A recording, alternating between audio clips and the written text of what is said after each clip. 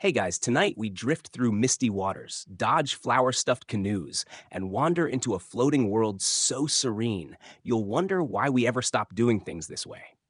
You're wrapped in the quiet blue light of early dawn, and in front of you, unreal at first, appears a checkerboard of green islands that seem to float like sleepy turtles across a shimmering lake. You're standing on the edge of Lake Texcoco, sometime around the 1400s. The air smells of damp soil and sweet maize. And you're about to fall asleep, accidentally, on a farm that doesn't technically touch land. Welcome to the world of Aztec Chinampas, floating gardens that are far more brilliant than your backyard herb box. Just a heads up, if you tried to build one of these today using only mud, sticks, and sheer delusion, you probably wouldn't survive. The lake would claim your tomatoes, your dignity, and possibly your sandals. The Aztecs, though, they made it look effortless. So, before you get comfortable, take a moment to like the video and subscribe, but only if you genuinely enjoy what I do here. And hey, drop your location and what time it is where you are right now. I love knowing who's listening across time zones. Now, dim the lights, maybe turn on a fan for that soft background hum, and let's ease into tonight's journey together. You start by rubbing your eyes. That mist, it isn't from some mystical fog machine, it's the real thing, wafting up from the lake just after sunrise. The water stretches so far in every direction, you can't tell where the real land ends and where the islands begin. Except, well, most of them aren't really islands. As you step into a canoe, one of those hollowed out tree trunk types that wobbles in all the wrong places, you're struck by how quiet the lake is. No engines, no cell phone buzzes, just birdsong, the slap of paddles, and the occasional splash of something you really hope isn't a snake. Lake Texcoco wasn't just any lake, it was the literal heart of the Aztec capital, Tenochtitlan. The city was surrounded by water, like a shimmering crown, and stitched into it were these artificial islands, or Chinampas, where people grew crops like maize, beans, chilies, and amaranth in quantities that would make even a Costco manager weep. You're paddling closer to one now. It doesn't look like it's floating. It's solid, rooted. But technically, this garden was built atop layers of aquatic magic. The Aztecs would start by weaving long mats of reeds into a raft, then stacking on mud from the lake bed, lake weeds, and more reeds until they had a floating garden big enough to plant on. But it didn't just bob around like a pool toy. They drove stakes, usually willow trees, through the corners into the lake bed. The trees took root and grew into living anchors. Historians still argue whether Chinampas floated for long or were always more like semi-permanent, swamp-stitched islands. But the result? Productive plots of land, often 30 meters long and 2.5 meters wide, lined up in a hypnotic grid of green and water. You pull up beside one. There's a farmer already there, shirt off, skin tanned into deep bronze, squatting and examining rows of beans. He waves, then goes back to work. His toes dig into the damp earth. You imagine how soft it would feel if you laid down right there. Don't. That's someone's dinner you're eyeing as a mattress. You get out of the canoe and step onto the chinampa, half expecting it to wobble. But it's firm, springy like a mossy forest floor. You kneel, press your hand into the soil. Rich, cool. Smells like earth and fish and thyme. You can see how this setup let the Aztecs farm year-round with natural irrigation from the canals. You also see a small basket of what looks like, yes, tiny fish bones. Apparently, the Aztecs used dead fish as fertilizer long before it was Pinterest trendy. There's a quiet genius here. No fences, no scarecrows. Just neatly lined plots and occasional flowers. Marigolds mostly. Orange bursts so bright they sting your eyes. Some were offerings to the gods, others just pest deterrents, and all of them smelled like old paper and citrus. A dragonfly hums past your ear. You swat half-heartedly. The air's thick, slow-moving, like honey with a breeze. You could nap here. And honestly, someone probably has napped here, curled beneath a squash plant, dreaming of floating over mirror water in a hammock of vines. Some legends even say the gods were so pleased with the harmony of humans and nature here, they allowed the gardens to bear fruit all year. Others say it was just good planning and compost. You decide to believe both.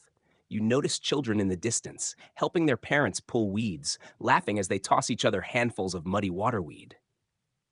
Childhood in Chinampa country was half play, half harvest.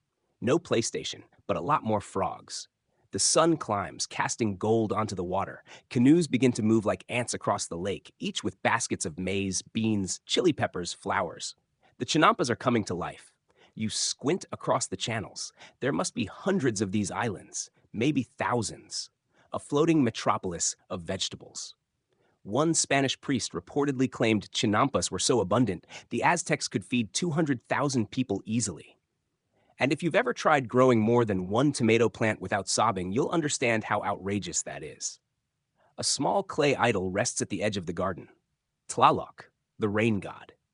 He's got bug eyes and a frown, and he's staring directly at your sandwich. The farmer catches you looking and says, "Offer first bite to the god, or rain will take your roof." You laugh, but sneak a corner of tortilla onto the soil anyway, just in case. A gentle breeze comes off the water, making the reeds rustle like dry whispers. You lie back, arms out, face to the sky. A heron flaps overhead. The Chinampa rocks almost imperceptibly, just enough to feel like the lake is breathing. You're not asleep yet. But if you stayed here, wrapped in this green cradle of lake and loam, you might forget the outside world altogether. Just barely. From your imaginary nap to the sound of someone pulling a canoe up alongside your Chinampa. The paddle makes a soft thunk as it hits the mudbank, and a voice calls out something in Nahuatl you don't quite catch, but the tone says, "Time to work." Which is funny, because didn't you just get here? You sit up, brushing a few flower petals from your face. Yes, they fell on you while you were napping. No, you didn't dream that part. And notice something remarkable. The Chinampa you're on is one of hundreds, maybe even thousands, strung together like green quilt patches stitched with water. Today, you're helping build a new one. No pressure, right? The first step is gathering tules, tall, reedy plants that grow all around the shallows of Lake Texcoco. You wade into the water, knees brushing the lake bottom, hands gripping bundles of the stuff like a child clinging to too many pool noodles. These reeds will form the skeleton of the Chinampa, long, flexible, but shockingly strong when bound together. Like nature's Legos, but pokier. You haul the reeds onto a shallow canoe, where a man with arms like braided rope helps you start weaving them into a flat mat, maybe 10 feet long and 3 feet wide. It's not glamorous. Your back aches. Your fingers cramp. The reeds are damp and have a smell somewhere between cut grass and ancient pond. But there's a rhythm to it, and the water laps gently beside you like it's keeping time. Faster, the man says with a half smile. The crops won't plant themselves. He's not wrong. Once the mat's done, you layer it with mud from the lake bottom. This is not normal mud. This is black, gloppy, nutrient-rich sludge that clings to your arms and makes your feet suction into the lake bed like it's got a personal grudge. You'd think it'd be gross. Somehow, it's not. It smells like fish, old rain, and something almost electric, like the lake is alive and feeding its energy into the new earth. Here comes the quirky bit. Once you've got the mud and reeds layered, you top it off with tull, a kind of aquatic vegetation that Aztecs didn't just use for Chinampas, but also supposedly for mattresses. Yep, lake weed beds. Naptech circa 1430. You test a bit between your hands. It's springy, soft, smells like algae and warm sun. Kind of amazing. You press it down, and suddenly your Chinampa has a cushion. You kind of want to lie down again, but you don't. Because now comes the weird part. To stabilize the Chinampa, you watch as long stakes, carved from willow, are driven straight through its corners into the lake bed. This makes the entire structure more raft-ish than raft. It's sort of floating, sort of anchored, kind of like you during your teenage years. Historians still argue whether the earliest Chinampas ever floated freely, drifting through the shallows until anchored by crops and willpower, or whether this floating label is just poetic misbranding. What's clear is that by the time of the Aztecs, these islands were basically permanent fixtures, each one becoming more stable with each season of roots, stakes, and muck.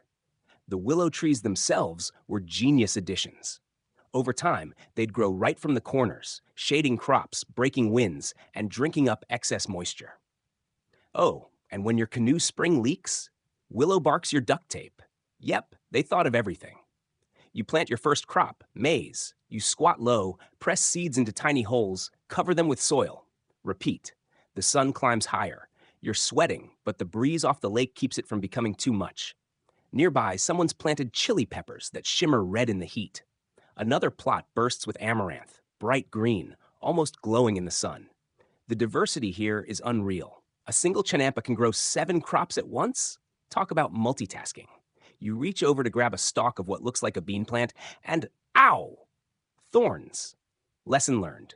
Nature's booby traps. Still, this ecosystem isn't just about farming. Frogs croak nearby, fish ripple through the channels, birds dart overhead, dragonflies trace lazy figure eights. And underneath it all, a pulse, like the lake is part of some enormous breathing organism. Here's a fun little side note.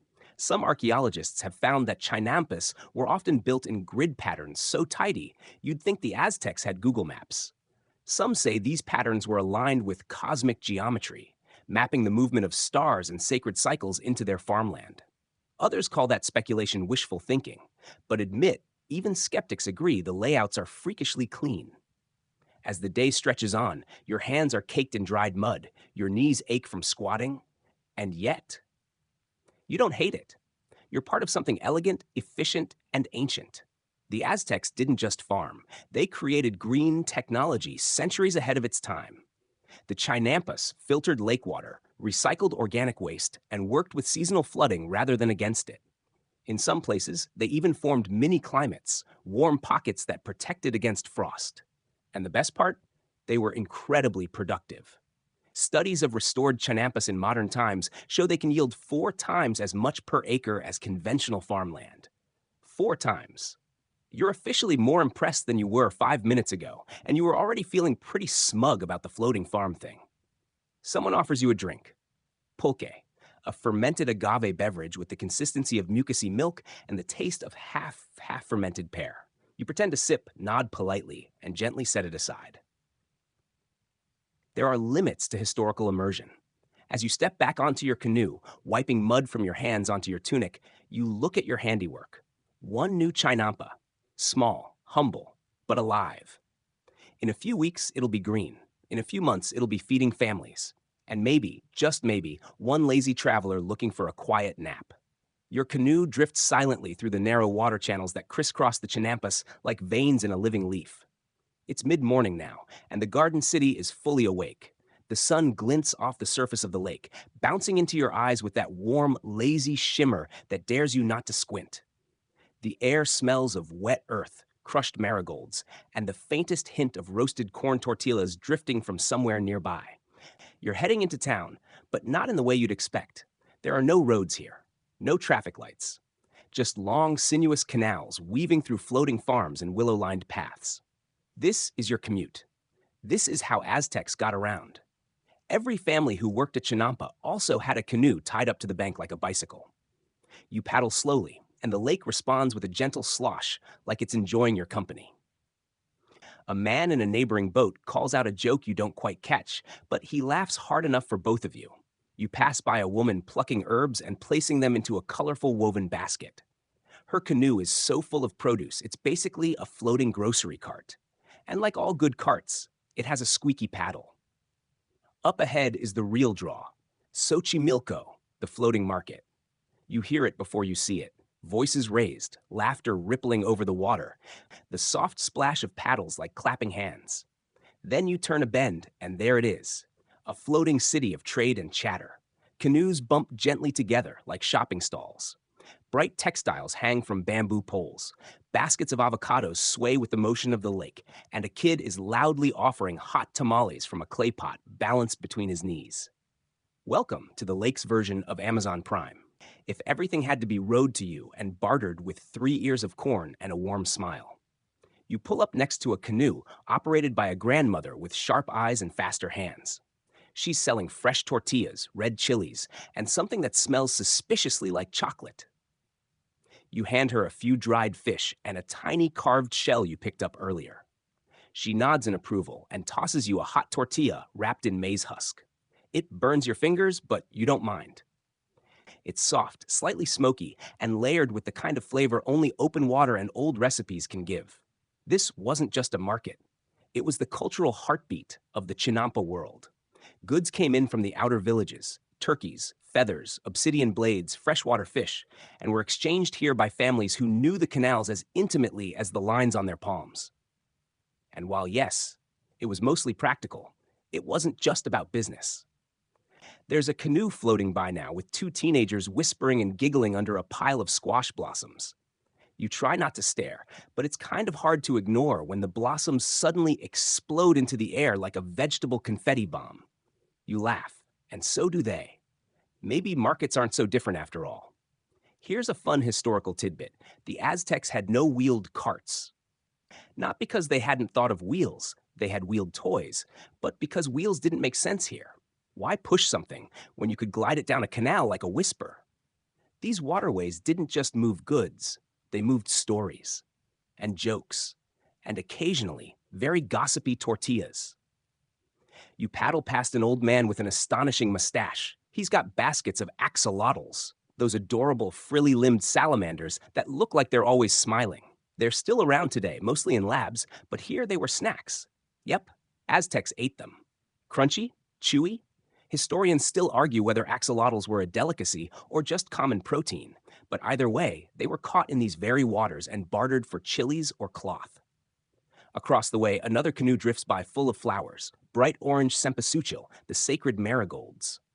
Their scent cuts through the earthy lake air, and you're reminded that not everything grown on Chinampas was meant for eating. Some crops fed gods, others fed memories. Flowers were offered in temples, tucked behind ears, and yes, tossed by cheeky kids in canoe courting rituals. Suddenly, a small flute trills nearby. You turn and spot a boy no older than 8 playing from his canoe while his sister steers. They're not selling anything, just floating, just making music. You wave. He nods like a pro and keeps playing. You lean back, resting your paddle across your knees, letting the boat drift. It's a moment between motion, and for a second the lake feels infinite. Here, in the crisscross of trade, songs, and squash tamales, you realize that this was more than agriculture. This was infrastructure, society, celebration, all built on water, mud, and willpower. Then comes the joke you weren't expecting. You pull up to a boat with 2 women selling soap root and medicinal herbs. One grins and says something about how foreigners can't handle the lake's love potions.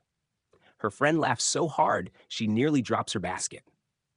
You laugh too, because even if you don't know what was said exactly, the vibe is universal. You're the outsider, and they're gently roasting you like a cob of corn. And maybe that's fair, because from the outside, Chinampas looks so simple, just gardens on the water, right? But once you're inside, rowing from plot to plot, watching people trade fish for gossip, chili for song, love notes for squash, well, it's more like a floating web of life. As the day rolls toward afternoon, the market begins to thin. Canoes drift apart, heading back toward home gardens. You make a few more trades, some fragrant herbs here, a handful of amaranth there, and steer toward your own little patch of floating earth. The lake is quieter now, but the ripples still sparkle with sun. You're full. Your boat is full. Your brain? Definitely full. You pass back through narrow channels where vines brush your shoulders and birds chirp from willow branches. And maybe, just maybe, you're beginning to understand why the Aztecs built their dreams in the water. Because it let them live between the real and the magical. And hey, in a world of rush hour traffic and inboxes with 47 unread messages, a canoe filled with flowers sounds like a pretty solid upgrade. You return to your Chinampa just in time for the serious part of the day, planting. But not the slapdash, backyard, oops, I forgot to water it for a week kind of planting. No, this is choreography, a mix of science, superstition, and soil so fertile it practically hums when you touch it. You kneel down and dig your fingers into the warm earth. Beneath the top layer, it's dark, damp, and surprisingly cool. As your hand sinks in, it's like dipping into an ancient recipe. Mud, lake sediment, composted weeds, fish guts, frog bits, maybe, and the occasional crushed shell. Honestly, if you gave this stuff to a modern garden center, they'd charge $30 a bag and call it Xochimilco Gold. Today, you're planting maize, beans, and squash, the 3 sisters, as they're often called. You dig little pockets into the earth with a sharpened stick. Maize goes first, its seeds looking like oversized sunflower kernels. Once it sprouts, it'll shoot up tall and proud, casting shadows like green obelisks. Then the beans come next, spiraling around the maize like loving little siblings, fixing nitrogen into the soil and clinging to the stalks like they were made for each other. Finally, you plant squash, low, sprawling vines with fat leaves that shade the soil and block weeds. It's not just gardening, it's ecosystem-level multitasking. Historians still argue whether the Three Sisters combo originated with the Aztecs or was adopted from earlier Mesoamerican farmers. But either way, this trio works together like they're starring in a buddy comedy. And you? You're the straight man with a trowel, hoping not to trip over your own squash vines. The sun has risen high now, but the willow trees at the corners of your Chinampa stretch their arms across the sky, casting dappled shade on your back. You wipe your forehead with the inside of your elbow and look up. Overhead, a bird with shocking blue feathers zips through the branches. It chirps once, aggressively, then vanishes, probably judging your planting technique. You laugh under your breath. But here's the twist. Farming in the Aztec world wasn't just about growing food. It was also a form of devotion. Every seed you plant is technically a gift or a bribe to the gods, especially Tlaloc, the rain god. You remember him, the bug-eyed scowling clay idol from earlier? Yeah, he's watching, sometimes literally. Small shrines to Tlaloc dot the Chinampas, little faces carved from stone or clay, often half buried in vines or tucked behind stalks of maize. People would leave offerings, shells, corn, the occasional frog, just to stay in his good graces. You consider leaving your tortilla crust from earlier, but it's already been pecked by birds. Sorry, Tlaloc. The birds got there first. As you move along the rows, you notice something unusual. One of the farmers, barefoot, sun-wrinkled, and definitely more experienced than you, is planting in spiral patterns, not rows. You ask why. He shrugs, then grins. The gods like spirals. Fair enough. Scholars today still debate whether the Aztecs deliberately used sacred geometry in their farming. Some say it's coincidence, just efficient design. Others believe the shapes echoed celestial patterns, echoing the stars above with fields below. You plant your next squash mound in a lazy loop, just in case. Suddenly, someone nearby lets out a shout. You turn and see a boy, no older than 10, grinning and holding up a tiny salamander. Another axolotl. This one's alive and wriggling. He drops it into a clay bowl filled with water and rushes off toward the family canoe. Maybe it'll be dinner, or a pet, or an offering. It's hard to say here. You continue working your rows and feeling the tug of the earth on your fingers and knees. It's grounding, literally, but also oddly meditative. You feel the rhythms of planting, the pace of seasons, the breath of the lake. Everything is slower here, but purposeful. Even the weeds seem to grow politely in well-mannered clumps. Eventually, you pause and stretch your back, staring across the Chinampas. The view is almost hypnotic. Long lines of green stretch into the distance, each separated by thin ribbons of water, glinting like silver thread. Some islands are half-finished, others bursting with crops. You spot a Chinampa where sunflowers tower over the others like soldiers on stilts. Another has rows of herbs, epope, cilantro, mint. Each patch a different shade of green, like a mosaic. Not everything here is perfect, of course. A nearby Chinampa is half-flooded, water pooling around the roots of its maize plants. Someone's left a clay pot overturned at the edge, probably a sign of irrigation trouble. You see a man trudging over with a long-handled scoop, trying to drain the water back into the canal. The lake gives, but it also tests. You remember hearing that these Chinampas could produce up to 7 harvests per year. 7! That's bananas. Except it's not, because they didn't grow bananas. Still, in a world where most traditional farms only managed 1 or 2 growing seasons, this was like turning on cheat mode in Stardew Valley. And the secret? Constant water, soft soil, and human stubbornness. The Aztecs worked these plots relentlessly. If a garden failed, it wasn't just a loss of food, it was a signal that something bigger was out of balance. Maybe a god was displeased. Maybe a neighbor's weeds were sneaking into your zone. Maybe you forgot to spiral. Still, despite the pressure, there's joy here too. You hear it in the occasional burst of laughter. See it in a young girl singing as she drops seeds into the earth. Smell it in the warm, tomato-heavy air drifting from a nearby cooking fire. The Chinampa isn't just a place of labor. It's a shared inheritance, a floating quilt of culture stitched by generations. As you finish planting, you sit back on your heels and exhale. Around you, crops wave gently in the breeze, water laps against mud, and the sky stretches impossibly wide above. You could fall asleep again. Right here, between the rows. Head on a squash leaf. dreaming of spirals. But you don't, because someone just called your name, and it's time to head to market again. The sun's hanging just a little lower now, casting longer shadows that ripple across the water like ink spilled from the sky. You're back in your canoe, gliding towards Xochimilco again, this time not just as a gawking outsider, but with your own baskets full of freshly picked herbs, flowers, and a small bundle of maize. And maybe, tucked between it all, a half-smashed chili pepper that still thinks it's dangerous. As you round the bend, the market stretches before you in a symphony of motion. Canoes dart between rows of Chinampas like dragonflies, their paddlers standing upright, balancing with the grace of tightrope walkers. You pass one boat painted bright yellow and covered in flowers. Another has a canopy of woven reeds and a flute player nestled beneath it, his eyes closed like he's serenading the lake itself. This time, you're not just observing, you're participating. You pull your canoe alongside a vendor you recognize from earlier, the tortilla grandmother with sharp eyes and the radar for good bartering. She raises one eyebrow as she scans your goods. You offer her your bundle of epazote and a few mint sprigs. She grunts, grabs them, and tosses you 3 fresh tortillas and a clay cup of atole, a warm cornmeal drink that tastes like breakfast and campfire smoke had a baby. As you sip the thick, slightly sweet liquid, you wander deeper into the market maze. This isn't just a swap meet. It's a festival of movement.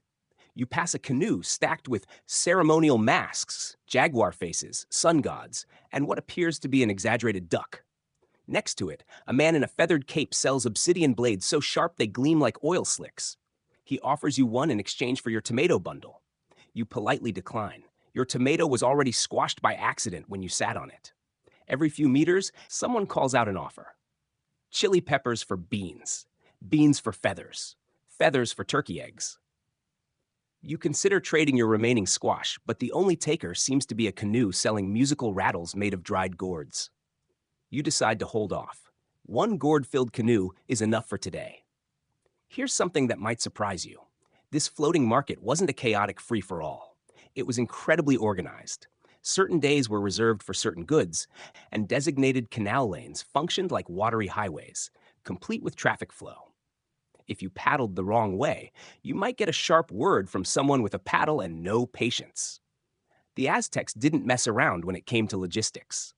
In fact, according to Spanish accounts, Xochimilco and other major markets like Tlatelolco were so efficient and massive that tens of thousands of people visited them daily. One conquistador described Tlatelolco as being twice the size of Salamanca, which, let's be honest, is either high praise or the most confusing Yelp review in history. You drift near a group of women selling marigold garlands. The scent is overwhelming, sharp, citrusy, and ancient. One of them, noticing your interested gaze, motions you over. You trade a few beans and receive a garland, which she places around your neck with a grin. You suddenly smell like someone's altar, or maybe a really festive salad. A few canoes over, you spot something truly strange, a vendor selling insect paste, a thick, dark goo made from ground bugs, rich in protein, and, apparently, curses. You nod, back away, and pretend you weren't thinking about licking your finger. You keep moving and notice the subtle layers of rhythm, the slap of paddles, the jingle of shell bracelets, the hum of conversations that flow like the canals themselves. There's an old man making jokes in a booming voice, and a crowd has gathered around him. You catch one punchline about a goose with too many gods, and the audience roars. You laugh too, even if you missed the setup. This is the magic of Xochimilco. It's not just about trading goods, it's about trading stories, songs, smiles. It's about a girl handing you a carved whistle shaped like a frog and refusing to take anything in return. It's about a moment where you feel like you're no longer watching history. You're inside it. A quick aside. Many of these market canoes also served as floating homes. Vendors sometimes slept beneath their goods, cooking over tiny fire bowls built right into the canoe. Imagine napping next to your own chili stash, only to wake up in the middle of a mild capsizing incident. Risky, but efficient. Not everything's sunshine and squash blossoms, though. You overhear a hushed conversation in Nahuatl about rising lake levels. Apparently, a few Chinampas near the eastern edge have been swamped. It's a quiet reminder. Even paradise has problems. You make a mental note to check the flood walls near your own plot. As the afternoon deepens, musicians drift through the market, playing flutes, drums, and strange instruments made from turtle shells. A woman sings to no one in particular as she paddles past, and her voice folds into the ambient hum of the lake, like it's always been there. You find a quiet corner of the canal and stop your canoe. Around you, the market begins to wind down. Vendors close up their makeshift awnings. Children help load baskets. The sun has turned the water gold, and the air cools just enough to raise goosebumps on your arms. You glance at your remaining wares: 2 chilies, a wilting herb bundle, and a slightly cracked clay pot you forgot you even had. You smile. Somehow, it was a good trade. You paddle away slowly, listening to the market fade behind you. In its place, the sounds of frogs and birds rise again, the natural world reclaiming its soundtrack. Your canoe cuts a soft trail through the darkening water, and the Chinampas stretch out before you like long green whispers. You're tired, but in the way that feels good. Like your arms remember the rhythm of paddling, and your hands still carry the scent of earth. The floating market may be done for the day, but the world it floats in, lush, messy, alive, is still very much awake. Evening settles over the lake with the quiet confidence of a blanket being pulled gently over your shoulders. The sun dips behind the hills, painting everything in tones of copper and lavender, and you begin to feel it. Cool air sliding across the surface of the water, whispering between the reeds, slipping beneath your tunic. Back on your Chinampa, you squat at the edge of the plot and trace a finger through the freshly damp soil. It's time to prepare for what Chinampa farmers dread and anticipate in equal measure: the rainy season. Now here's where things get tricky. Farming on land? You worry about rain as an inconvenience, maybe a nuisance. But on a floating island, rain is existential. Too much, and your Chinampa could flood, erode, or worse, be claimed entirely by the lake like a soggy sacrifice. Too little, and your crops dry out no matter how moist the base layer is. So tonight, you're helping reinforce your Chinampa's barriers, the raised banks that edge the island and keep water from casually stealing your hard-earned beans. You dig and pat down a wall of thick mud mixed with dried lake plants. It's not exactly a seawall, but it's held for generations. And really, it's kind of like building a mud pie with engineering ambitions. A boy from the neighboring plot stops by. He's got a huge grin and even bigger boots, both of which are covered in goop. "Your wall looks like my grandma's tortilla," he says, and then just walks away. You're not sure if that's an insult or a compliment, but either way, you reinforce the corner a little extra, just in case his grandma's cooking is structurally suspect. Here's where the ingenuity of the Aztecs really shines.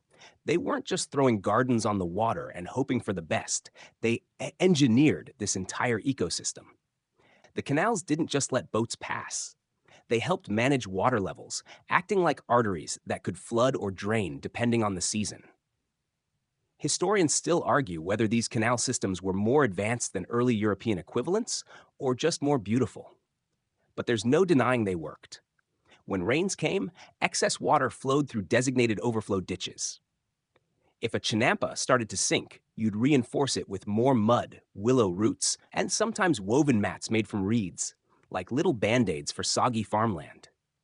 You look up now and see a flash of lightning across the distant hills. A storm's coming. Not tonight, maybe not tomorrow, but soon. You can feel it in the way the lake has stilled, too still, and how the birds have quieted down to just the occasional lone call, like someone coughing nervously before a speech. You remember what an elder said earlier: if the frogs stop singing, you've got 2 days. If the frogs are loud, you've got 1. You pause. The frogs are extremely loud. You decide to prep some emergency drainage trenches. Just in case. Digging by torchlight might sound romantic, but it's really just muddy, mosquito-filled chaos. Still, you kind of love it. The smell of wet earth, the glow of firelight bouncing off the reeds, the soft creak of canoes tied up nearby, it all feels weirdly timeless. Like you could blink and it'd be 600 years later and still make sense. A tiny bat flutters past your head on its way to a mosquito banquet. You give it a silent thumbs up. Teamwork. The idea that these Chinampas survived centuries of weather, floods, and human foot traffic is kind of mind-blowing. You find yourself wondering if modern cities, overloaded, paved, grumpy, could survive the same way. Probably not. You've seen what one rainstorm does to a sidewalk. By now, your Chinampas edges are reinforced, your trenches dug, and your body aching in that "I did something real today" kind of way. You collapse onto a small woven mat near your garden's center and lie flat, staring at the sky. It's deep purple now, with stars starting to peek through. A mosquito tries to land on your nose, but you wave it off with a sleepy flick. And just as you begin to drift off, you remember the strangest part of Chinampa life. Some people didn't leave them at all. They lived on them, slept, cooked, raised families, right there on floating plots of earth. You look around. There's enough space. The soil's soft. The lake breeze is cool but not cold. Honestly, it makes sense. You can almost imagine a child waking up in the morning, rolling off a reed mat, and grabbing a corn cob for breakfast without even standing up. Mom's heating water over a small clay stove. Dad's already out paddling through the mist. A dog barks at a heron and falls into the canal with a splash. You smile. There's a kind of magic in the inconvenience, a sweetness in the squelch. Farming in a flood zone forces you to bend with the earth instead of fight it. You don't tell the water what to do. You ask it. And if you're lucky, it says yes. Your eyes are heavy now. You roll onto your side and pull your cloak tighter, listening to the soft whisper of reeds brushing in the wind. Somewhere nearby, someone is singing a lullaby in Nahuatl, their voice rising and falling like a canoe in the waves. And the frogs? Yeah, they're still yelling. Morning returns slowly, slipping into the lake like warm tea into cool clay. You blink yourself awake on the Chinampa, your cheek still pressed into the mat, your hand buried in loose soil. For a moment, you're not sure if you're still dreaming, but the distant splash of a paddle, the crisp scent of wet reeds, and the persistent tickle of a dragonfly trying to land on your nose confirm you're very much back in Aztec reality. Your first order of business? Breakfast. You sit up and spot your neighbor, a wiry man named Toctli, already up, shirtless, squatting over a small clay stove on his own Chinampa just a paddle's length away. Smoke curls upward as he flips flat, round discs over the fire. "Tortilla?" he calls out. You nod gratefully. He tosses one across the canal like a frisbee, and somehow, miraculously, you catch it. It's still warm, slightly charred at the edges, filled with whatever yesterday's hands left behind. Effort, ash, and probably a mosquito leg or two. Delicious. He's preparing for a festival today, and you've volunteered to help. Not entirely on purpose, but it turns out when you hang around Chinampas long enough, people just assume you'll pitch in. So you do. This festival is all about Xilonen, the goddess of tender maize. She's the youthful counterpart to Senteotl, the god of mature maize. Xilonen isn't just about food. She represents new growth, the promise of harvest, and the kind of fertile optimism that lets people believe next season will be better than the last. Your job? Collect flower offerings. Specifically, Sempasuchial, the golden marigolds. They're everywhere, blooming in clusters so bright they look sunlit even in the shade. Their scent is strong and citrusy, with a faint earthy undertone. You pluck each one carefully, threading them into garlands or placing them into woven baskets lined with soft moss. As you work, you notice something peculiar. Some Chinampas have entire corners devoted to flowers, not crops. You ask why, and Toctli shrugs. For the gods, and for the bugs. Turns out marigolds repel pests. Also turns out some people believe certain flowers are necessary to please the gods watching over the Chinampas. If your squash isn't growing, it might not be the soil. It might be that you forgot to plant zinnias next to them. Historians still argue whether the flower gardens on Chinampas were primarily practical, pest control and pollinators, or if they were more spiritual in purpose. Most likely, a brilliant mix of both. As the sun climbs higher, more neighbors paddle over, some with drums, others with bundles of incense wrapped in palm leaves. One man arrives with a turkey, not a live one, thankfully, but roasted, decorated with chili and corn husks, and looking very smug about its place in the ceremony. The gathering takes place on a communal Chinampa that's been swept, flattened, and decorated with flower petals in looping spiral patterns. Everyone contributes: food, music, laughter, and tiny clay figurines representing family ancestors. There's something powerfully casual about the way they combine ritual and daily life. Like sacredness doesn't need to be solemn, just sincere. At the center of it all is a young girl, maybe 13, dressed in bright woven cloth. her hair adorned with ribbons and marigold crowns. She's today's stand-in for Xilonen. Not a goddess exactly, but a symbolic vessel. She doesn't speak, just walks slowly around the Chinampa, scattering flower petals into the water while musicians play soft, hypnotic rhythms on turtle shell drums and reed flutes. You're handed a tiny clay pot of pulque again. This one is mixed with fruit, guava maybe, and goes down easier. Or maybe you're just getting used to Aztec fermentation. Either way, it warms your chest and makes the music feel a little wavier. Nearby, a boy is stacking tiny milpa models, mini versions of maize, beans, and squash planted in toy-sized chinampas. It's adorable. Also symbolic. Kids learn from an early age that these cycles, planting, harvest, offering, aren't chores, they're rituals. You don't just grow food, you grow continuity. And then, somewhere between the pulque and the drums, it happens. You start dancing. It's not elegant, it's definitely not historically accurate. But the rhythm catches your feet, and the chinampa under you bounces ever so slightly with every step. Everyone's laughing now. Not at you, but with you. A little boy copies your clumsy moves. Someone beats the drum louder. The girl representing Xilonen smiles just a little and tosses a marigold in your direction. You feel alive, grounded, floating, all at once. Eventually, as the sun tilts westward, the ceremony winds down. Offerings are placed gently into the water. Petals, incense, bits of food. The lake absorbs it all quietly, like a grandmother collecting letters from her grandchildren and tucking them away in a drawer. You paddle home slowly, the sound of distant flutes still echoing across the water.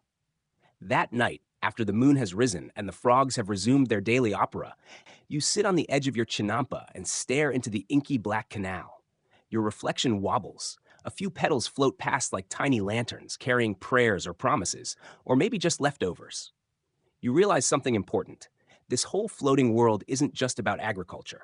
It's about relationships, between people and the land, between neighbors, between mortals and gods. It's a slow, beautiful dance of effort and hope.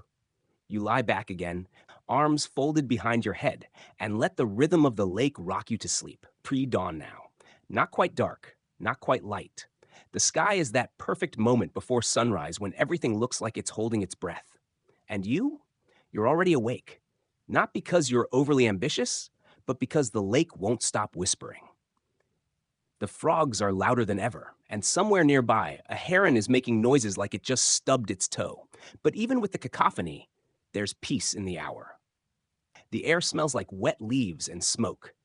The water is glass. You grab your paddle and step into the canoe. It rocks slightly beneath you, then steadies. This morning, you're heading north, toward the temple markets. Not the floating ones you've seen. No, this is a different beast altogether. As you navigate through the canal system, the Chinampas slowly thin out. Fewer flowers, fewer farmers, more open water. Then, rising on the horizon, you spot it. Tenochtitlán, the heart of the Aztec Empire. A city built on islands, laced with canals, glowing under the waking sky. You never forget your first view of Tenochtitlan. Even in this dream state version of history, it hits you like a drumbeat. Pyramids stretch into the sky. Canoes dart between enormous causeways. The lake reflects the buildings like a mirror sketching upside-down temples. And the noise, oh the noise. As you draw closer, the quiet of the Chinampas gives way to a living hum. Hundreds of paddles slicing water. Merchants shouting prices. Bells ringing. Dogs barking. Babies crying. Parrots, yes, parrots, squawking gossip from rooftop cages. You arrive at the central docks, where everything from obsidian blades to cacao beans to human-sized tamales is available. Okay, maybe not human-sized, but the ones you see are suspiciously large and definitely wrapped in banana leaves like ancient sleeping bags. Here, Chinampa farmers aren't just simple gardeners, they're entrepreneurs. You see people offloading baskets of squash, chili bundles, and clay pots filled with lake shrimp. Some stand and haggle. Others sit on reed mats, looking very casual and very rich. It turns out that Chinampas weren't the dusty backyard plots of the empire. They were the gold standard of agriculture. Tenochtitlan relied on them. The emperor's palaces ate from them. The temples sacrificed from them. Don't worry, we're skipping that part. This is where you start to understand something. Chinampas weren't just farming tech. They were currency. A good plot could feed a dozen people. A great plot? It could be rented out, leveraged in marriage deals, or handed down as inheritance. Entire lineages were measured in square meters of floating soil. You wander through the temple market, watching the ceremonial side of agriculture unfold. Priests in bright feathered robes accept offerings of maize and squash blossoms at the base of massive stone steps. The temples rise like giants from the water, part fortress, part theater. You stop near one of the smaller altars, where a group of older women are arranging an offering display. They're laying out tlacoyos, oval masa cakes stuffed with beans and topped with cactus, cheese, or squash flowers. You watch one woman gently blow incense smoke over the food, muttering words that mix reverence with everyday rhythm, like a prayer disguised as gossip. She notices you and pats the ground beside her. You sit. She presses a warm tlacoyo into your hands and nods. You nod back, mouth full. It's smoky, savory, perfect. Here's a quirky detail. Some Aztecs believed maize had a soul. That's why they never wasted it. Dropping a corn kernel was like losing a tiny spirit. Some families whispered apologies when they spilled masa, just to stay on the god's good side. You instinctively check your lap to make sure nothing's fallen. All clear. As the sun finally breaks the edge of the lake, golden light spills across the city, illuminating every surface. Temple walls, carved stone canals, the feathers of an egret perched on a rooftop. You notice the emperor's personal guards rowing by in identical canoes, looking very serious, and, if you're honest, a little overdressed for 7 a.m. The guards glance your way. One raises an eyebrow. You pretend to be fascinated by a nearby basket of squash. Historians still debate whether the emperor personally visited Chinampas or sent envoys. Some records claim he walked among the farmers in disguise. Others say that's romantic nonsense. But either way, you're starting to grasp how vital these gardens were, not just to Tenochtitlan, but to everything. Suddenly, a loud trumpet made from a conch shell blares in the distance. A priest appears on the temple steps and raises his arms. People fall silent. It's the morning ritual. From every corner of the market, people kneel, some with hands clasped, others resting palms on the earth. You do the same. It feels right. The priest chants in Nahuatl, his voice echoing off the stone, bouncing across the water. He's asking for rain, for protection, for balance. Not just for today's crops, but for the long cycle ahead. It only lasts a few minutes. But when it ends, there's a strange shift in the air, a silence that feels cleaner. The market slowly resumes its clamor. Drums start again, coins clink, and somewhere, someone burns something that smells suspiciously like roasted lizard. You stand and walk back to your canoe. The lake waits, soft and endless. The Chinampas are still out there, catching the wind, cradling their seeds, waiting for your return. And you, of course, can't wait to get back. Because out there, you're not just a visitor anymore. You're part of the lake. The paddle dips gently into the water, sending out quiet ripples that fade behind you. You're on your way back to your Chinampa, the bustling city shrinking behind your shoulders. The air cools as you return to the rural calm, to the maze of floating fields and tangled canals. You feel like a thread being pulled from the embroidery of the empire, tracing your way back to a quieter stitch. You coast past neighbors already back at work. One is harvesting amaranth, tall, deep red stalks with flowers like fuzzy fireworks. Another waves at you from a raft piled high with chili peppers, drying in the sun on woven mats. Their colors almost too bright, like someone cranked up the saturation filter on reality. Your own Chinampa appears around a bend, waiting like an old friend. It's warm underfoot as you step back onto the Earth Island, your plot alive with the low rustle of wind in the maze and the occasional grumble of a frog who didn't appreciate your footsteps. You stretch, your muscles tight from paddling and squatting and all the other strange full-body workouts this ancient lifestyle demands. You've barely sat down when a girl from the neighboring Chinampa calls out your name. There's trouble. You scramble into your canoe and follow her past 2 bends and a short portage. Why? Where the canal thins so much, the boats have to be carried. On the other side, you find a group of people gathered around a Chinampa that has partially collapsed into the canal. The side has crumbled like wet cake. One corner of maize plants has slipped, crooked and sad, into the muddy water. It's dramatic, but not rare. Even with careful maintenance, Chinampas are living systems. They shift, soak, erode, and when the rainy season comes early or the water table rises suddenly, even well-built plots can slump like tired shoulders. A few elders stand nearby, murmuring suggestions. One recommends adding more willow trees to the edges, those long-limbed guardians with roots like stitches. Another mutters about the young man who owns the plot. He stopped using reed mats, thought he was smarter than the lake. You lend a hand. Everyone does. This is the rule out here. When a Chinampa falters, the neighbors help fix it. Because tomorrow, it might be your garden washing into the canal. You scoop mud from the bottom of the waterway and pile it onto the broken edge. Another person weaves a mat from reeds and gently slides it beneath the gap like a bandage. Someone else sets up a tiny frame of sticks to prop up the sinking maze. It's not elegant, but it's enough to stop the damage for now. As you work, a thought sticks with you. The Aztec world wasn't built on dominance alone. It was built on cooperation. On mornings like this, mud on your arms and strangers beside you, you realize survival here depended not just on engineering, but on community. Here's a fun fact. Some Aztec farmers kept floating compost rafts nearby, anchored mats where they tossed weeds, food scraps, fish bones, and whatever else could decompose. These floating platforms would slowly rot and congeal into usable soil. When you needed to patch a Chinampa or enrich your rows, you just paddled over, scooped some compost, and tossed it where needed. You paddle back to your own plot a few hours later, arms aching in a very specific way that says, "I moved a tiny island today." You reward yourself with a nap, because honestly, the lake is practically made for naps.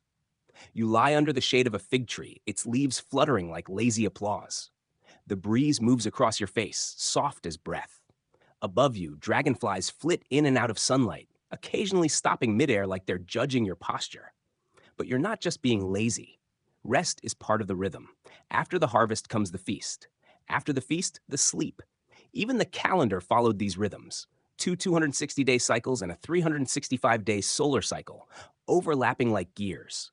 Time itself was agricultural, circular, growing and resting, always spiraling forward. Historians still argue whether Chinampa farmers measured time with stone calendars or just watched the skies and trusted their bones. Likely both. The sun told them when to plant, the frogs told them when to dig, and their own shadows told them when it was time for lunch. You wake to find a small axolotl watching you from a puddle beside your Chinampa. Its frilly head branches wiggle slightly. You stare at it. It stares back. A moment of silent understanding passes. You nod solemnly. It blinks, then paddles away, unimpressed. Back on your feet, you decide to spend the afternoon tending to the floating fence you've started weaving from reeds and branches. It rings your Chinampa like a low hedge, mostly decorative, but also helpful to keep wandering ducks out of your squash. As you work, a boy floats past in a canoe half filled with cut flowers. He's humming. You recognize the tune from the Silonan ceremony. It's already stuck in your head. He throws you a flower and keeps going. You tuck it behind your ear. The lake approves. By sunset, your fence is half finished, your tools are muddy, and your stomach is loud enough to attract passing birds. You heat a small clay bowl of beans and squash over a fire and eat slowly, watching the sky shift from pink to gold to dusky indigo. Out across the canal, fireflies begin blinking. First one. Then 3. Then 20. A constellation of tiny lanterns rises from the reeds, and your Chinampa feels less like a farm and more like a stage for the stars. You lie back once more, arms behind your head, full in every way. The frogs begin their chorus. The water laps the edges of your island. The willow trees creak softly. Everything is exactly where it should be. And you're home. Dawn returns, again, because that's what dawn does, and with it, a thin mist has settled over the lake. You step barefoot onto the Chinampa, your toes sinking slightly into dew-heavy earth. Everything glistens. The maize leaves sparkle like someone scattered crushed glass across the fields. You stretch, yawn, and hear the distant croak of a heron that sounds like it stayed out too late. Today's mission is a little different. You're helping one of the elder farmers conduct a full soil renewal, a process so old that no one even questions it anymore. Every few years, each Chinampa needs to be fed again, dredged with new lake mud, refreshed with compost, repaired at the roots. It's kind of like taking your floating island to the spa. You paddle to a shallow canal nearby and start dredging, pulling rich, dark sediment from the bottom with a long wooden scoop. This muck is legendary.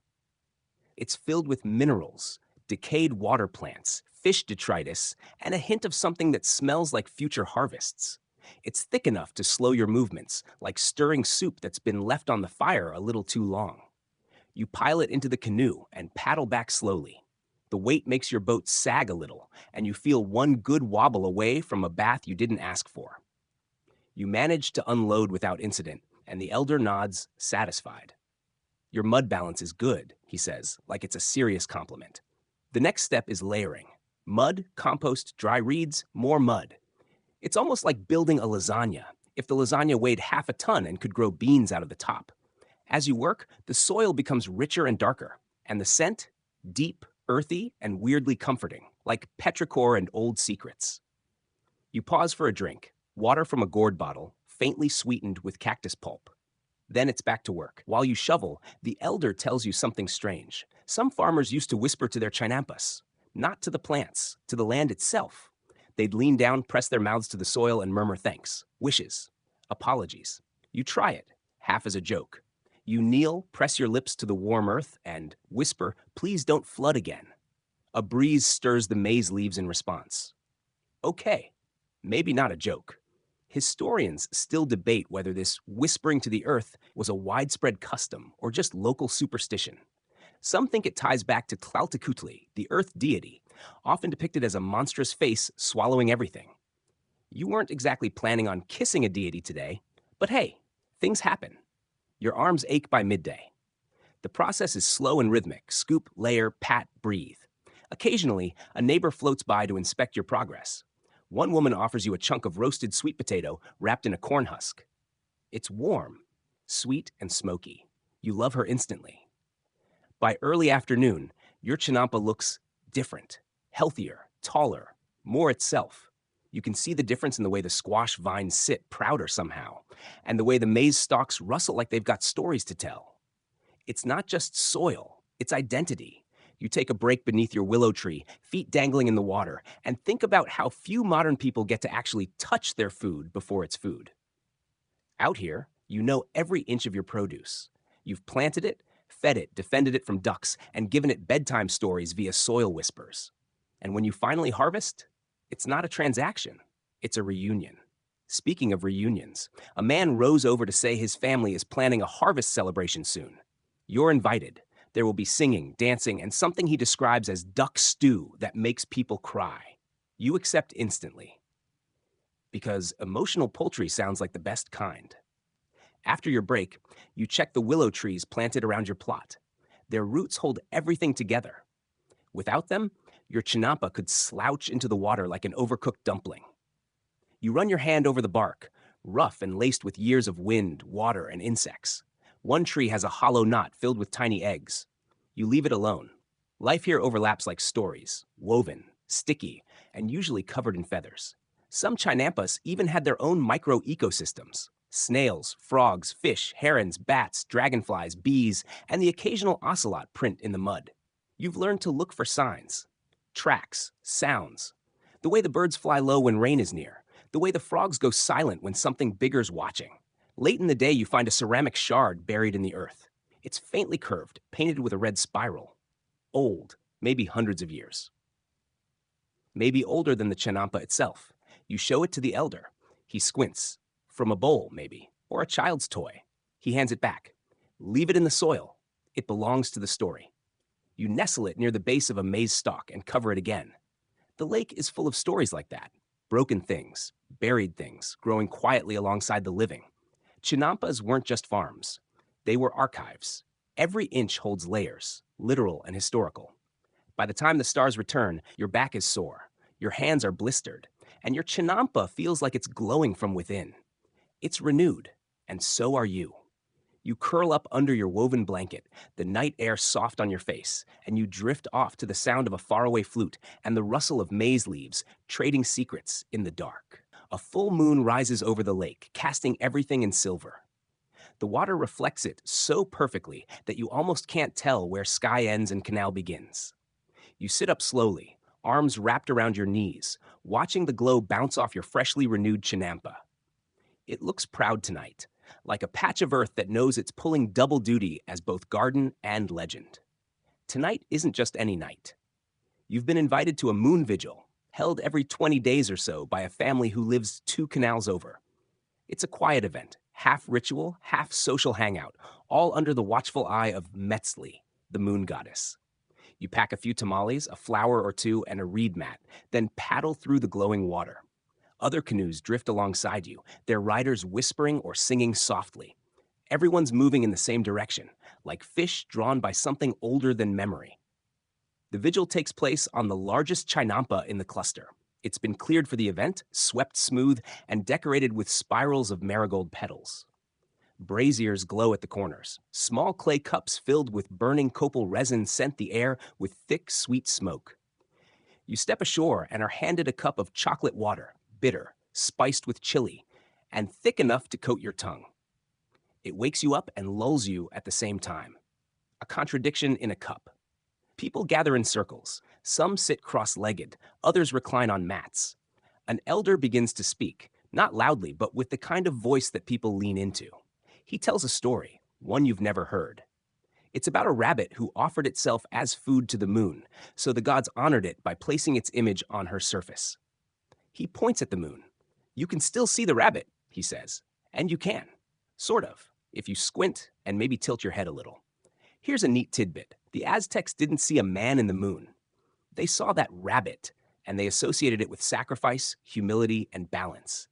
Because even in myths, someone always has to give something up for the greater good. The elder finishes his story, and a soft song begins. It's simple, just voice and drum. The words are in Nahuatl, but you catch the meaning. Praise for the moon, respect for cycles, and thanks for harvests. Around you, people close their eyes. Some sway. One child falls asleep on her mother's lap, her hair lit gold by the firelight.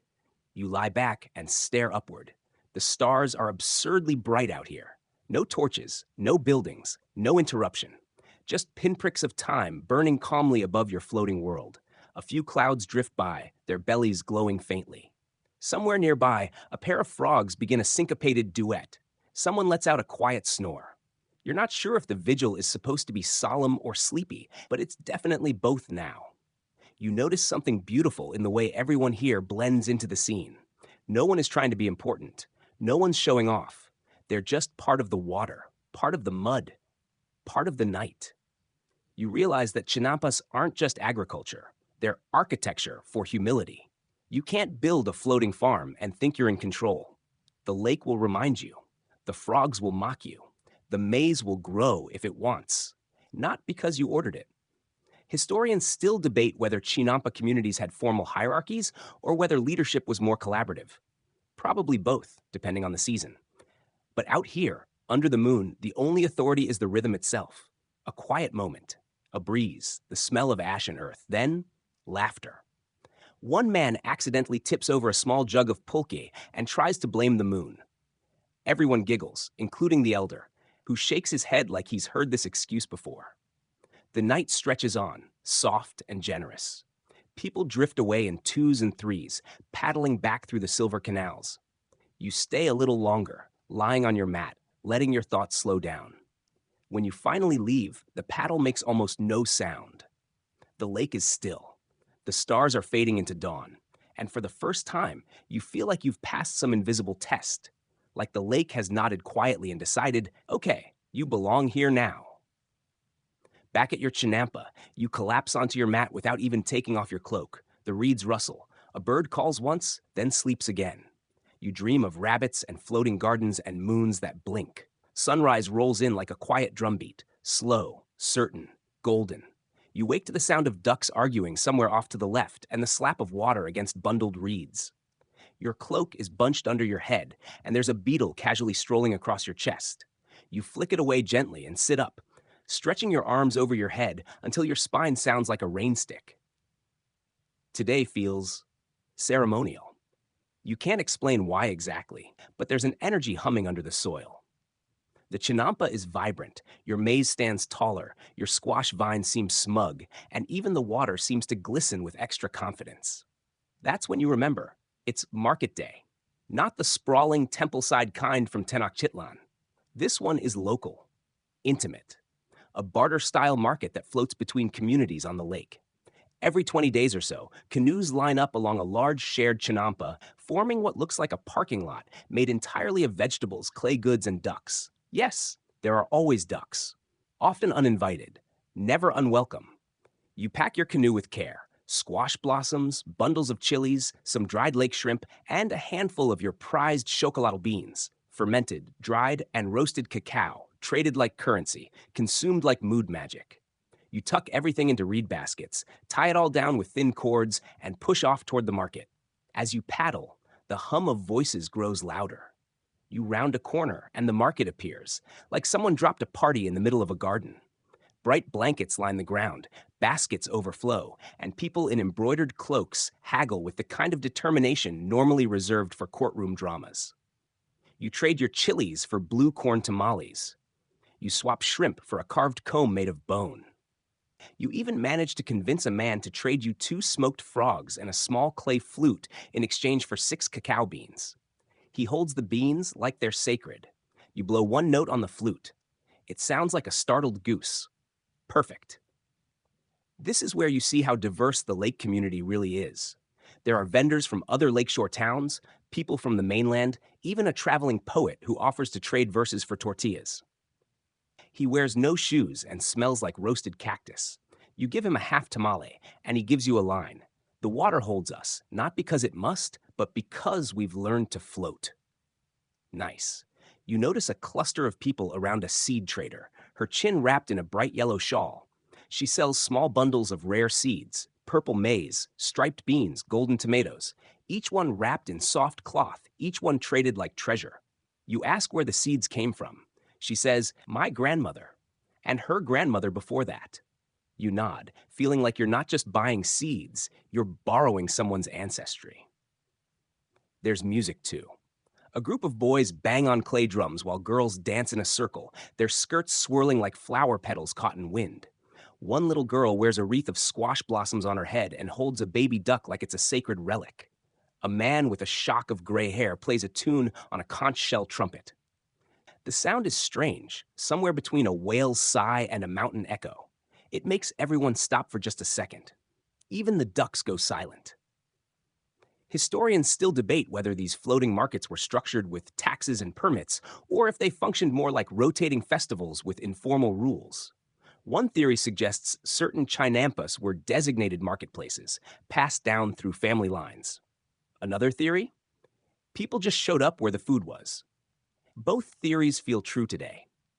You barter for a woven hat that shades your face like a friendly umbrella and pick up a small clay figure of Chicomacotl, the maize goddess. She's smiling, or at least you think it's a smile. Aztec figurines have a way of looking serene and deeply judgmental at the same time. As the market winds down, you sit near the edge of the canal, sipping sweet atole, a warm, thick corn drink flavored with vanilla and cinnamon. The vendor hands it to you in a gourd bowl and says, "Drink slow. It has opinions." You laugh. It does. Strong ones. Before you leave, you help a young boy collect fallen petals from around the market. His job is to return them to the lake as an offering. "So the water remembers what it gave," he tells you solemnly. You paddle alongside him as he scatters the petals onto the surface, one handful at a time. Red, orange, blue. The lake carries them away like little boats.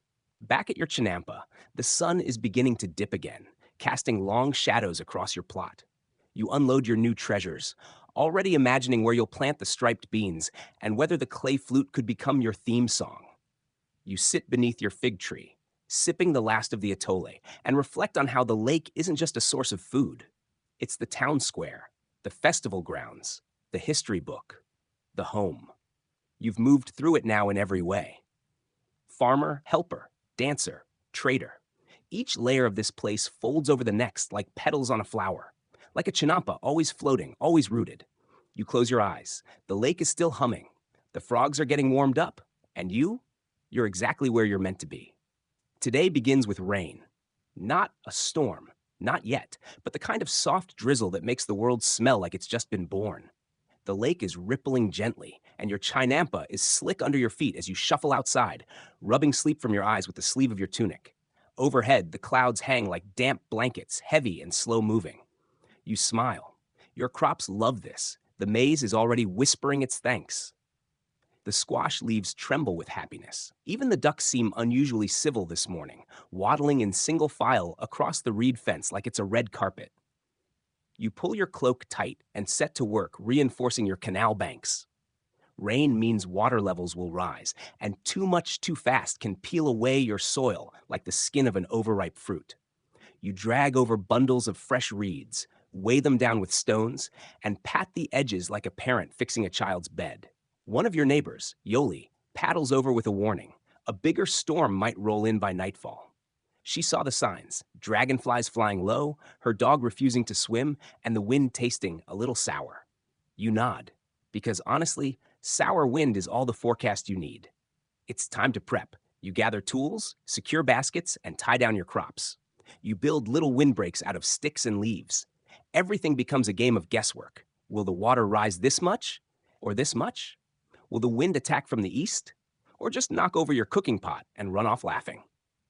You reinforce the corners of your chinampa with willow branches, young and flexible, perfect for bending without breaking.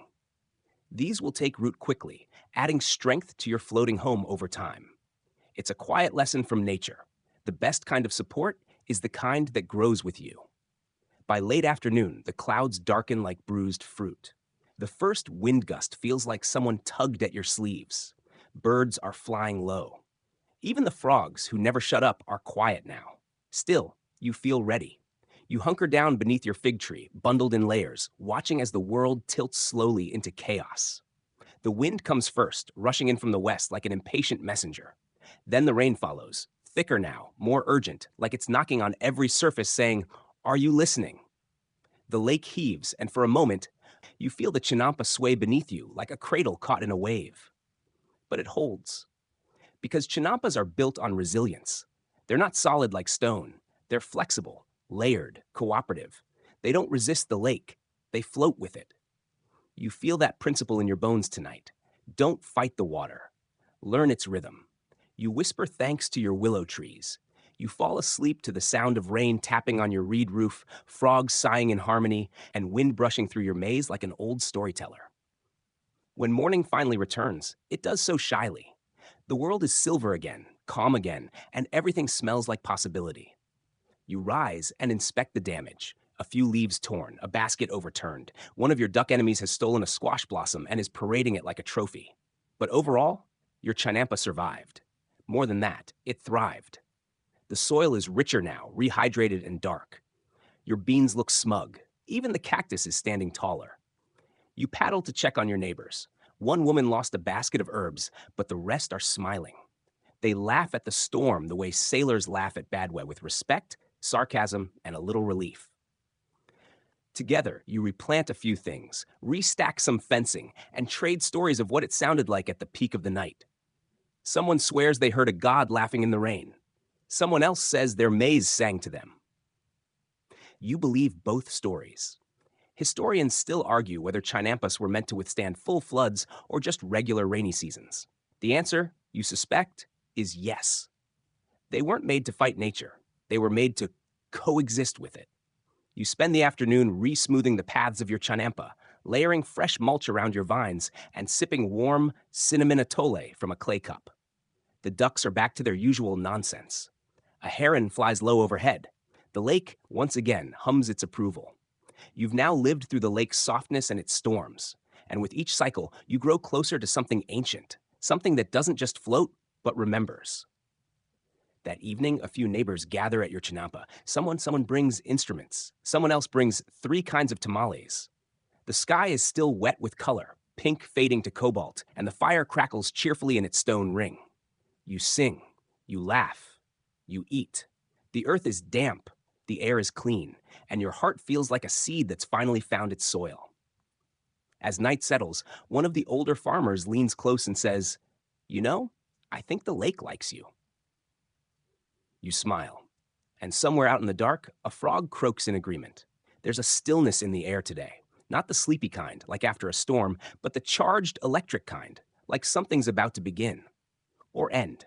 You feel it the moment you wake. Even the ducks seem more dignified, waddling in small parades instead of starting their usual dawn arguments.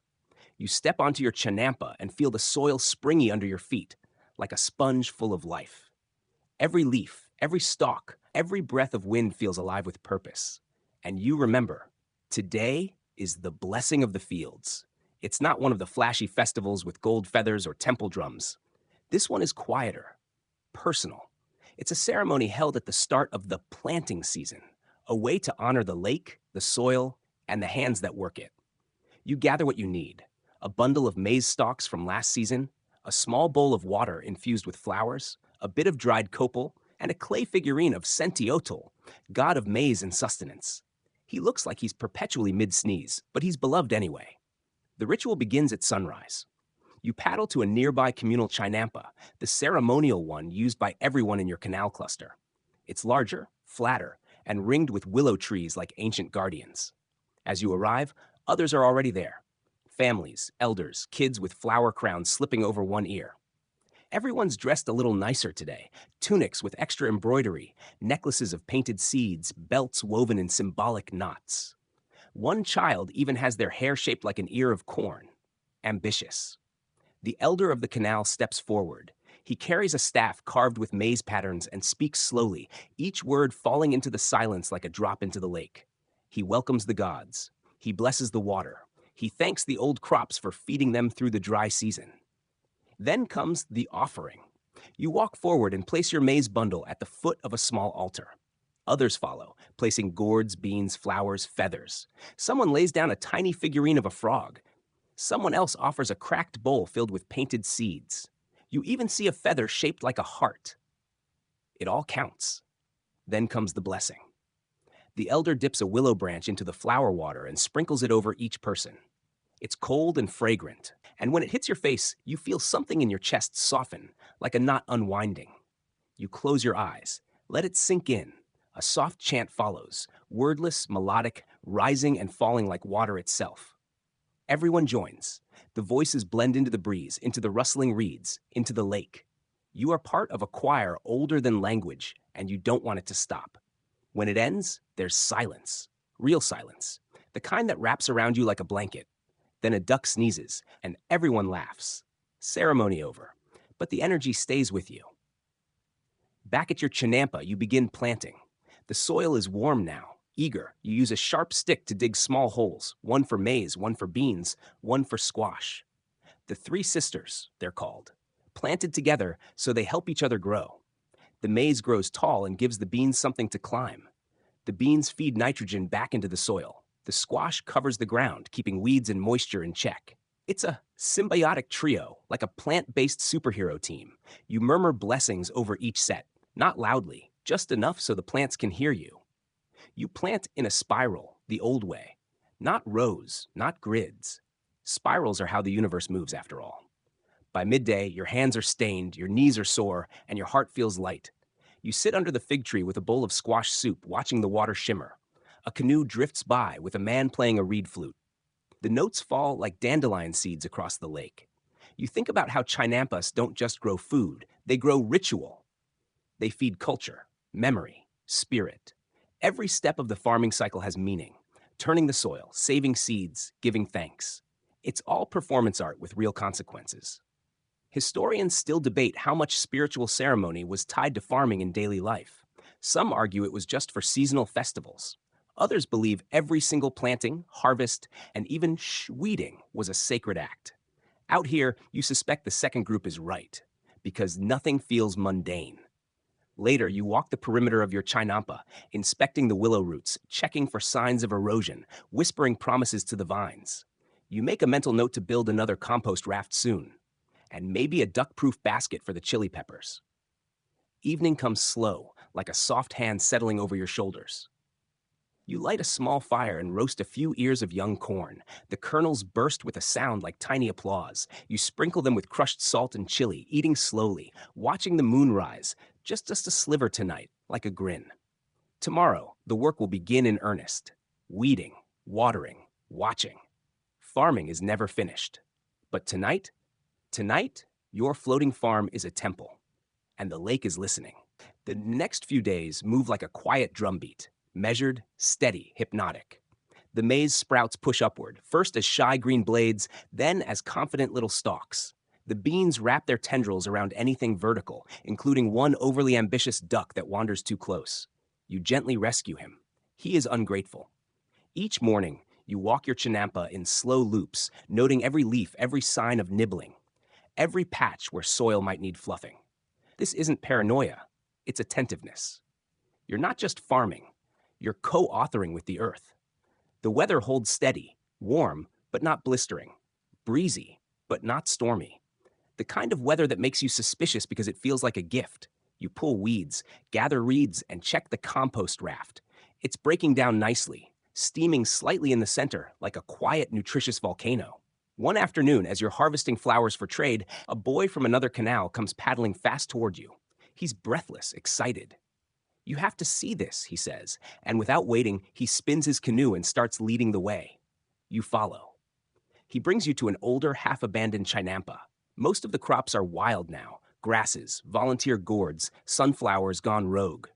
But at the center, something strange has bloomed. A patch of white maize, bright as milk, nearly glowing in the sun. This maize isn't native to your canal. You've seen drawings of it, rumored to come from far south, near the coast. Rare, possibly sacred, possibly impossible. The boy grins. "Birds must have dropped it," he says. Historians still argue whether white maize was ever grown regularly in the Valley of Mexico, or if it was reserved for rituals only. Some even think it was imported as tribute, grown elsewhere and brought to the empire like an edible jewel. You kneel and touch one of the stalks. The silk is pale gold. The leaves are broad, strong. This maize doesn't just grow, it declares itself. You and the boy mark off the patch with reeds, careful not to disturb it. Then you paddle back in silence, both of you turning over the discovery in your minds like a stone in your hands. That night, you sit with your neighbors and tell the story over roasted squash and tamales. Everyone has a theory. Gods, birds, ancient seeds waking up. One old woman says, "That Chinampa always had secrets. It just waited for someone to listen." The conversation drifts to legends of other Chinampas. One that glows at night, one where frogs speak in Nahuatl, one that grows nothing but sunflowers, no matter what you plant. Nobody believes these stories completely, but no one dismisses them either. Because on the lake, truth and myth float together. As the fire burns low, you glance around the circle and realize something. Every face here has changed since your first days. Lines deepened, eyes brighter. You've all weathered storms, traded seeds, sung at moon vigils, planted together. You're a network, as intertwined as the willow roots under your feet. You think back to the first time you stepped onto your Chinampa, awkward and uncertain, not yet in rhythm with the lake. Now, the lake knows you. The frogs tolerate you. Even the ducks have accepted your presence, barely. You lie back under the fig tree, watching fireflies blink above your head. The lake is still. The stars seem closer than usual. You exhale, slow and deep, and the entire Chinampa seems to exhale with you. The farming season is just beginning. The work ahead will be intense. But tonight, there's peace. The kind of peace that only comes when your hands are dirty, your stomach is full, and the moon is smiling down at you like a mother who's proud but won't say it out loud. You drift off with the scent of maize in your hair and soil under your nails. And you dream of gardens that float, sing, and remember your name. Wind down. And now, as the final ripples of our journey settle into the lake's stillness, you let yourself drift, body relaxed, breath slow, mind soft. The floating gardens of the Aztecs, these Chinampas, weren't just clever farming hacks. They were living poetry. Layer upon layer of earth, water, roots, and rhythm. A kind of harmony you could walk on barefoot. You can still hear it, can't you? The rustle of maize leaves brushing each other like whispers, the soft slap of a paddle dipping in and out of moonlit water. Somewhere in the reeds, a frog croaks once, then falls silent, as if remembering you're trying to sleep. You lie back now, on your own quiet island. The soil beneath you holds generations. The stars above endless stories. And in between, you, just floating there, somewhere between earth and sky, tethered to nothing, belonging to everything. The wind dies down. The lake settles. Even the ducks give it a rest. And with every breath, your body sinks a little deeper into comfort, into calm, into peace. Maybe tomorrow, you'll plant more beans. Maybe you'll barter for new seeds. Or maybe, just maybe, You'll nap beneath the fig tree and let the Chinampa do the dreaming for you. Because out here, the world doesn't ask you to rush. It only asks that you listen. So let the lake cradle you now. Let the stars blink slowly above. Let the memories of floating farms and whispering trees carry you to sleep. Good night, dreamer. Sweet dreams. End of script. Sweet dreams.